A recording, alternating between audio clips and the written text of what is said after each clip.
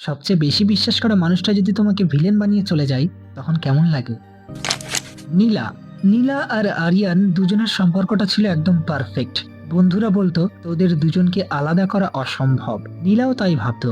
আরিয়ান ছিল ওর সবকিছু, বন্ধু, ভালোবাসা এবং ভরসা। কিন্তু সবকিছু ধীরে ধীরে বদলাতে শুরু করলো। আরিয়ান খেয়াল করত নীলা আগের মতো নেই। মেসেজে দেরি, ফোনে অজুহাত, সবকিছু যেন একটু একটু করে দূরে সরে যাচ্ছে। কিন্তু আরিয়ান কিছু বলেনি, কারণ সে বিশ্বাস করত ওই বিশ্বাসের আড়ালেই নীলা আর একটা সম্পর্কে জড়িয়ে পড়েছিল।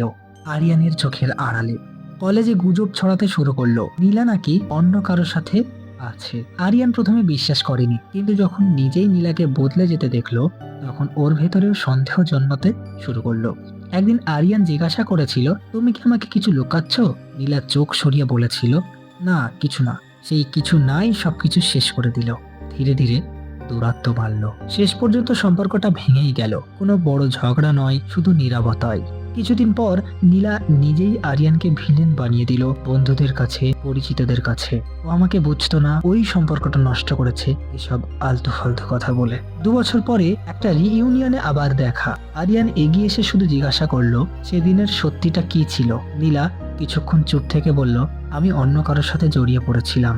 আরিয়ান শুধু হালকা হেসে বলল, তাহলে আমাকে দোষী বানানোর কি দরকার ছিল? নীলা কোনো উত্তর দিতে পারেনি। চারপাশ নিঃশব্দ হয়ে গেল। আরিয়ান ধীরে বলল, তুমি শুধু আমাকে হারাওনি, তুমি তোমার সত্যিটাকেও হারিয়েছ। সবচেয়ে বড় ধোঁকাটা মিথ্যে বলার মধ্যে না, সত্যিটা লুকানোর মধ্যেও থাকে। কারণ যাকে তুমি সবচেয়ে বেশি বিশ্বাস করো, সে যখন তোমার আড়ালে অন্য গল্প লেখে, তখন তুমি হয়ে যাও তার গল্পের ভিলেন।